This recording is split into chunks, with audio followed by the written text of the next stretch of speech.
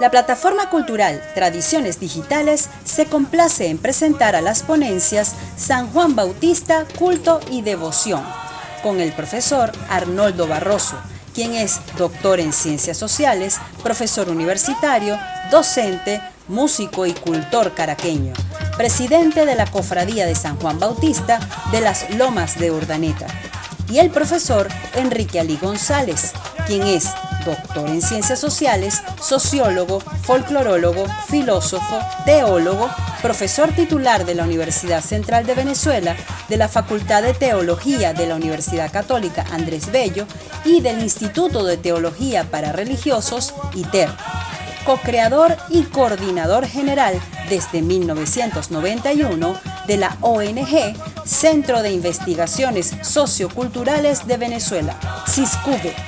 Sin más que agregar, disfruten del siguiente material. Mi nombre es Enrique Alí González Ordosgoiti. Hoy vamos a grabar este breve video gracias a la invitación que nos ha hecho Tradiciones Digitales, quienes tienen un trabajo realmente encomiable con relación a nuestras tradiciones. Esta breve disertación la hemos llamado La fiesta del San Juan Bautista en Venezuela, algunas ideas. Queremos introducir expresando cuál es nuestra vinculación con San Juan Bautista, porque había algo que decía nuestro sabio trujillano don Mario Briceño Irragorri, que era necesario que alguien que iba a exponer una idea le dijera a su público cuál era su vinculación afectiva e existencial con esa idea. San Juan Bautista forma parte de mis tres devociones fundamentales: Dios, la Virgen y San Juan Bautista. Además, en 1975, mi trabajo final para graduarme como técnico superior en folclore que organizaba el Instituto Nacional de Folclore fue intitulado La fiesta del San Juan Bautista en Venezuela, hace apenas 45 años. Además, yo tengo una vinculación afectiva con la cultura negra.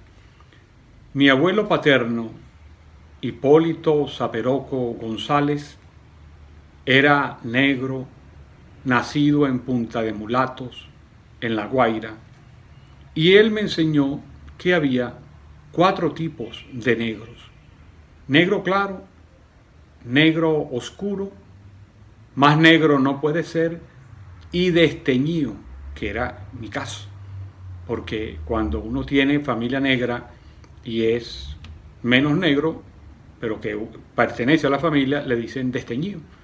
Así como por parte de mi familia blanca, de ojos verdes, ojos azules, pelo amarillo, algunas, pelo rojo, otro, totalmente blancas, me decían trigueño, que es una forma en que los blancos le dicen a alguien de su familia que no es tan blanco, pero es familia.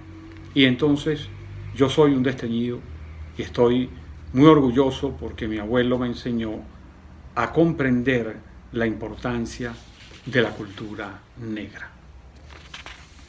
Nosotros vamos a comenzar con algunas de estas ideas sobre San Juan. La primera es resaltar el carácter histórico de San Juan Bautista, primo de Jesús y precursor de Cristo. Segundo, San Juan Bautista está ubicado en el ciclo eortológico de la Iglesia, es decir, en el calendario festivo de la Iglesia Católica. Y para el hemisferio norte, San Juan Bautista preside el solsticio de verano y Jesús, la Natividad de Jesús, preside el solsticio de invierno. Tercero, San Juan Bautista es un santo católico. Cuarto, queremos realizar algunas observaciones y prevenciones sobre algunos análisis religiosos naturalistas en relación con el solsticio de verano. Uno, en religiones paganas como la romana y en religiones cósmico-naturalistas como la de los germanos, godos y visigodos que poblaron España y también van a poblar gran parte de las áreas rurales de Europa. Para las religiones paganas y para las religiones cósmico-naturalistas, el sol es una deidad. Y aquí viene una quinta idea, y es que en el catolicismo el sol no es una deidad, sino que el sol es una criatura, es decir, ha sido creada por Dios. Esto es muy importante, como veremos un poco más adelante. La Iglesia Católica cristianiza el calendario romano y va a subordinar los solsticios que eran cultos a deidades solares, que tanto lo hacían los paganos como las religiones cósmico-naturalistas. Va a cambiar ese culto naturalista y de deidades como el sol, y las va a cambiar, las va a cristianizar, y entonces por eso colocará a San Juan Bautista comandando el solsticio de verano y a Jesús comandando el solsticio de invierno en el hemisferio norte, porque en el sur es todo lo contrario. Es importante para el análisis fenomenológico de la fiesta de San Juan Bautista recordar que está ubicado en el hemisferio norte con el solsticio de verano y en el hemisferio sur con el solsticio de invierno. Por ejemplo, en Chile, Argentina, Paraguay y Bolivia, Brasil y Ecuador. Por lo que cualquier interpretación naturalista de San Juan Bautista deberá ser absolutamente distinta y opuesta si es en Venezuela o si es en Chile, por ejemplo. Octavo, otro punto metodológico a tomar en cuenta es que en Venezuela el San Juan Bautista se celebra de dos maneras, sin tambores y con tambores. Aquí no puedo referirme en detalle a un trabajo que tenemos publicado en Siscube que se titula San Juan de Negros y Blancos. Está en nuestra página, puede ser descargado gratuitamente. Aquí hacemos una mención de esos datos, pero en extenso están en la página donde pueden ser consultados.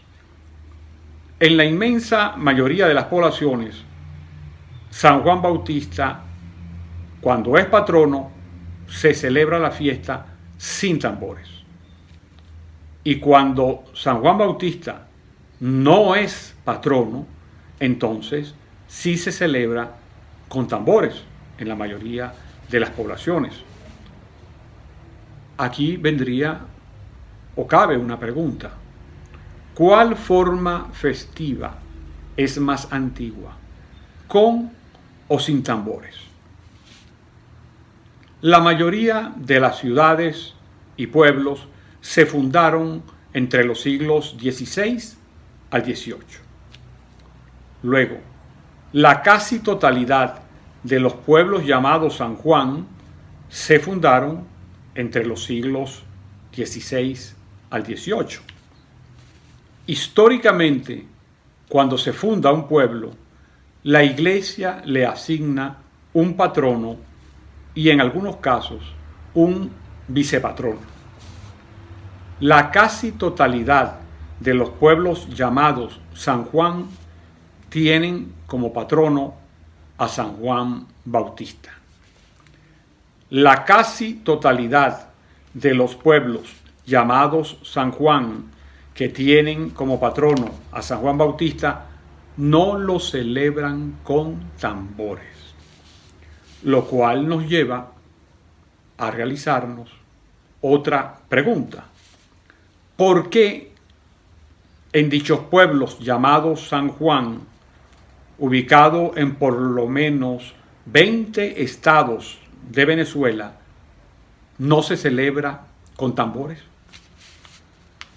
Aquí vienen algunas hipótesis que las vamos a mencionar como preguntas. ¿Sería porque estaba prohibido tocar tambores como en Estados Unidos y las Antillas inglesas? Hipótesis negada, porque las pruebas del uso de tambores en la fiesta de los negros está testimoniada desde el siglo XVI. Otra hipótesis, ¿por qué sería que se les prohibía rendir culto a San Juan Bautista? Hipótesis negada, pues San Juan Bautista es patrono oficial de muchos pueblos.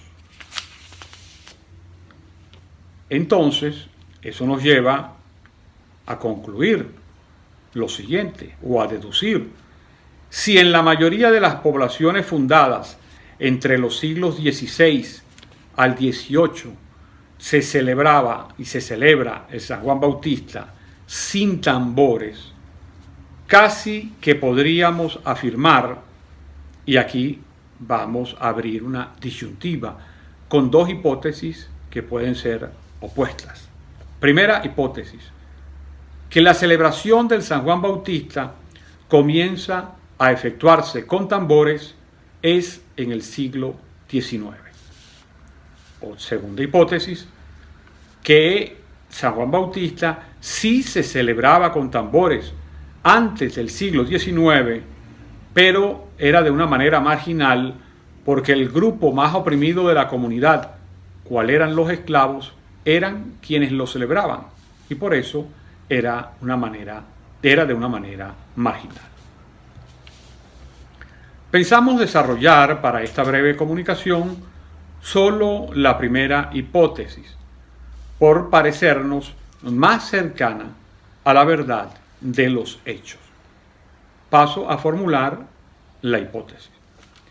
La celebración del San Juan Bautista comienza a efectuarse con tambores en el siglo XIX y es una creación original del catolicismo negro de ascendencia bantú que logrará profundizar en la evangelización de la fiesta de San Juan Bautista al darle prioridad a su carácter de bautista por el uso central del agua.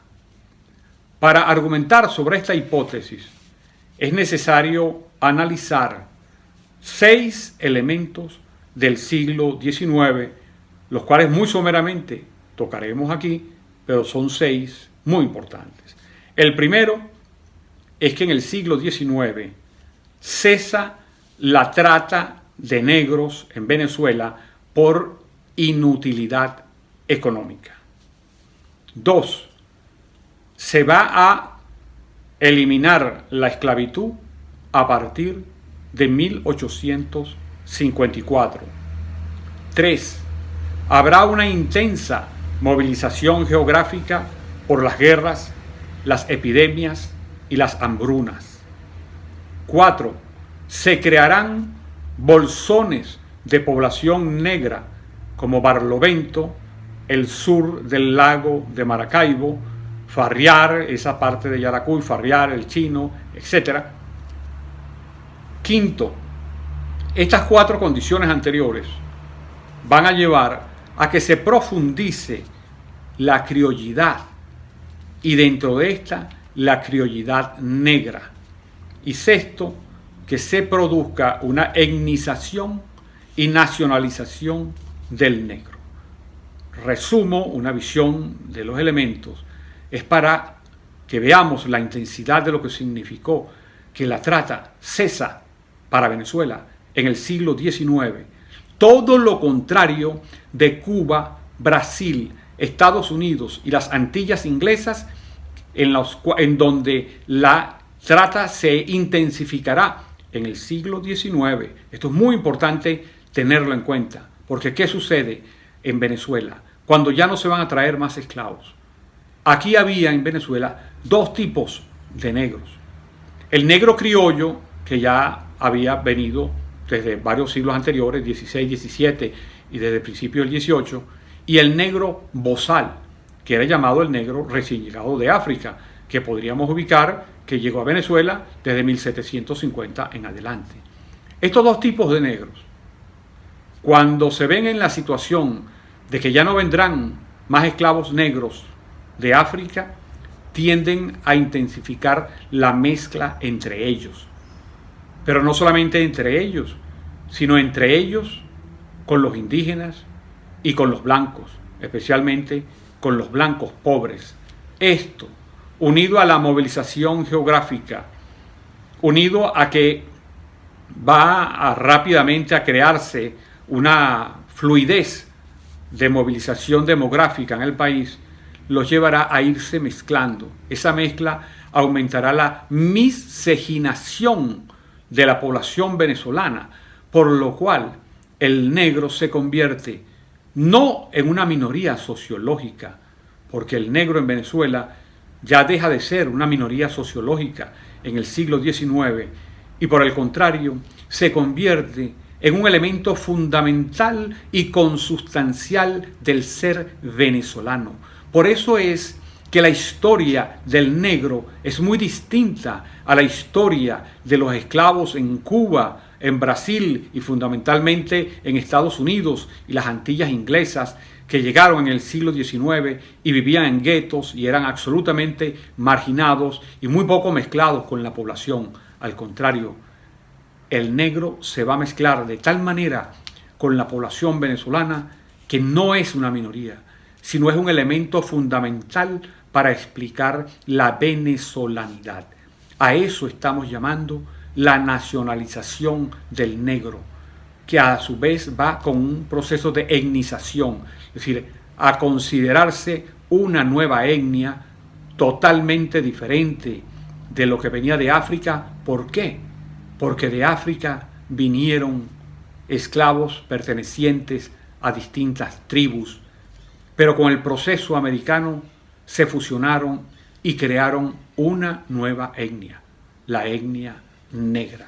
Y a eso es que estamos llamando el proceso de etnización y nacionalización del negro. Entonces, con estas consideraciones muy resumidas por el tiempo, de todas maneras, si ustedes entran a nuestra página de Siscube o entran a nuestro canal de YouTube, Enrique Ali González Ordosgoiti, van a encontrar bastante, tanto videos, ya tenemos 60 videos incorporados, y en la página tenemos 817 documentos, que dentro de los cuales por lo menos alrededor de 150 o 200 están dedicados a la cultura negra en Venezuela. Ahí podrán profundizar algunas de estas afirmaciones que estamos realizando muy rápidamente.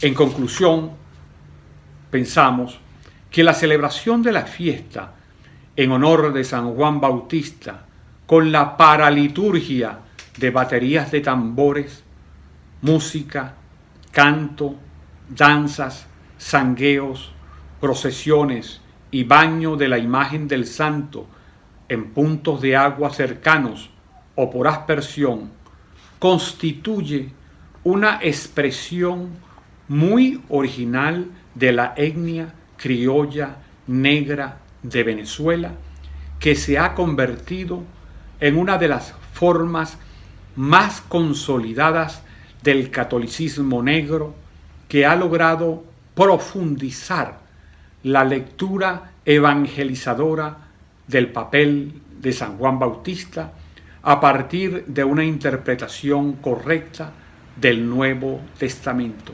Es decir, que esta forma de celebrar el San Juan Bautista es todavía mucho más cristiana que la que nos legó España. La aceptación de esta conclusión derivada de los hechos históricos ha sido obstaculizada e impedida en muchos casos debido a tres factores: incomprensión, sectarismo y cortedad de miras por algunos sectores y corrientes teológicas católicas. Segundo, por la minusvaloración del aporte cultural de la etnia criolla negra llevada por sectores colonizados por el pensamiento desarrollado en Estados Unidos a partir del reverendo Jesse Jackson, quien denigró del término negro para adherirse al término afroamericano, colocando de relieve el término latino África, con el cual Roma designaba a parte de sus colonias. Yo estoy de acuerdo con reivindicar el legado romano y latino que nos llegó de España, pero no a costa de invisibilizar nuevamente el aporte negro en la construcción de Venezuela. Y tercero, actualmente ha surgido un nuevo obstáculo. ¿Cuál es? El de tratar de convertir al San Juan Bautista en apéndice de otras religiones africanas que, entre otras cosas, busca hacer desaparecer el aporte bantú. Muchas gracias.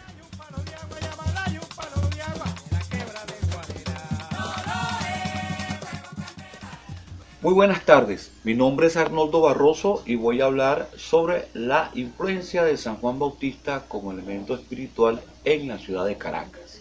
Quería referirme al efecto de la ciudad precisamente por la idea un poco instaurada por la modernidad o la posmodernidad, mejor dicho, que ve pues a la ciudad como una especie de compendio tecnoburocrático que genera una especie de ciudadanía del consumo.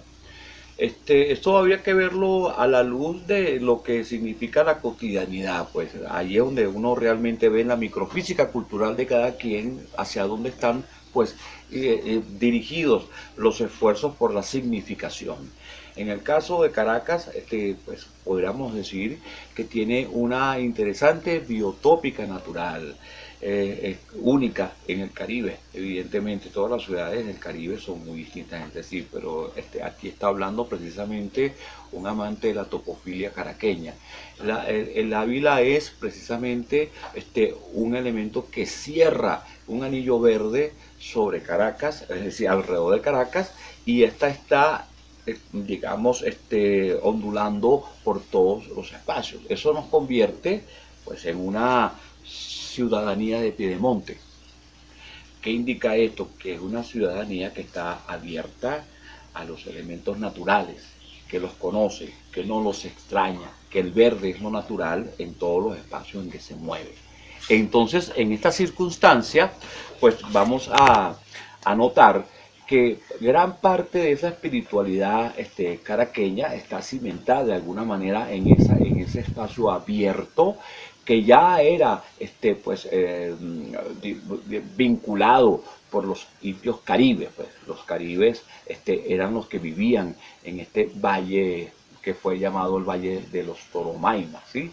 Entonces esa genética quizás impulsa, esa memoria quizás impulsa a las facilidades de ser y hacer cuando el caraqueño pues realiza sus rituales, lo hace de una forma decidida y toma sus calles para hacer este tipo de trabajo. Y no es la primera vez, ya tenemos pues por supuesto un antecedente existencial colectivo que fueron las cofradías que desde 1600 han estado en la ciudad de Caracas teniendo vida. Entre esos están, por ejemplo, la cofradía del Corpus Christi, que en aquella oportunidad era la cofradía del Habeas Corpus, y la de San Juan Bautista.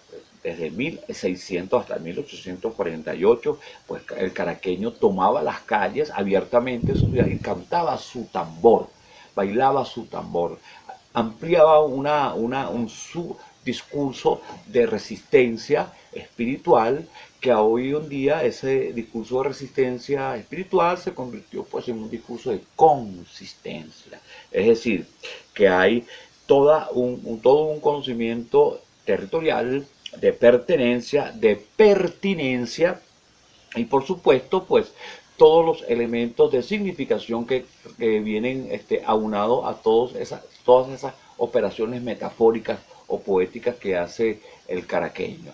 En aquella oportunidad, pues en 1848, como ya es posible que ya esté bien manejado, la nación Turi, que era una nación creada entre libertos, esclavizados e indios, ellos formularon dignamente una queja porque ya para esa época la corona española había decidido parar la situación festiva en la ciudad de Caracas, no tanto, digamos, quizás por la fiesta como tal, sino por lo que animaba a esa fiesta, que es la espiritualidad unida a la verdad.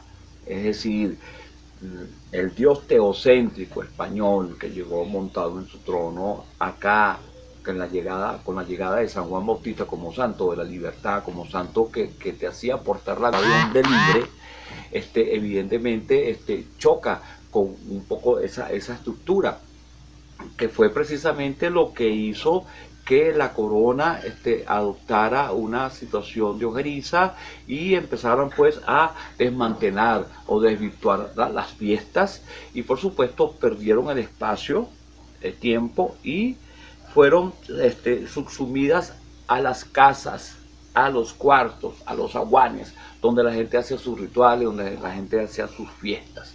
Independientemente que obviamente se ha dicho muchísimas oportunidades que La Guaira formaba parte de Caracas, era departamento Vargas hasta los años 1960, pero específicamente en la ciudad de Caracas sabemos que pues la gente celebraba sus fiestas dentro de sus casas y en sus aguanes. Eso es importante porque actualmente pues hay una retoma, un proceso de mecanismos de recuperación de memoria abierto que pues, ha sido conformado por toda una generación de caraqueños que desde distintas parroquias se han conformado en cofradías, sociedades y ejecutantes, y que actualmente gran parte de ellas están pues dentro de una de las organizaciones que ha generado este movimiento, que es Parrandero y Parrandera de la ciudad de Caracas, pues, donde la cofradía de San Juan Bautista de la Loma Urdaneta hace parte, pues la cofradía nuestra está presente en esa situación. Bien, todos estos elementos, esa especie de sociofanía, esa epifanía espiritual, ha seguido de alguna manera manteniéndose. Es una huella presente dentro de todos los haceres y saberes que hemos acumulado durante mucho tiempo y que forman parte de nuestro patrimonio, es decir, de nuestro matrimonio, de nuestro patrimonio, sea padre y madre, esas memorias que están de alguna manera conjuntándose y generando nuestras propias dialécticas. Eso está siendo, pues, de alguna manera impulsado por todos nosotros y evidentemente pues lo que estamos es dándonos cuenta que en el caso de la fiesta de San Juan Bautista es una fiesta que se celebra hasta su ciudad, hasta la ciudad capital de nuestro país está vinculada a esa fiesta, y que más bien es una forma de dialogar con el resto del Caribe y con el resto del mundo sobre cómo una ciudad caribeña, con todos los elementos de avance que pueda tener una ciudad, está, digamos, vinculada y activa dentro de ese proceso. Independientemente que no escapamos del discurso tecnoburocrático, tenemos centro y periferia, nosotros sabemos romperla y nos movilizamos como redes dentro de nuestro esquema residencial y rompemos esos esquemas cada vez que tenemos nuestras fiestas, llámese San Juan Bautista, Cruz de Mayo, llámese San Pedro. Todas esas fiestas están pues de alguna manera activándose y en vinculación unas con las otras, porque este es un discurso que se compone y se realiza de la misma manera en que se realiza, digamos, una amalgama, digamos, un rompecabezas dialógico. Bien, por supuesto que hay otros elementos que están presentes dentro de estas manifestaciones, todo lo que es la responsabilidad patrimonial para mantenerla, la responsabilidad en todos estos elementos que serían temas de otras posibles discusiones, otras futuras discusiones, diría yo, donde podemos hablar de transfestividad, que es este efecto transformador festivo, y por supuesto todas estas cosas que nos siguen dando pie y piso, ¿no? Quiero agradecerle en nombre de la red, en nombre de la línea Ciudad en Cosmovisión, que dirigimos a la licenciada María Civil y mi persona, al licenciado Wilfredo Mendoza por la oportunidad que nos ha brindado para estar frente a ustedes y pues por supuesto estaríamos a la orden y a la disposición. Muchas gracias.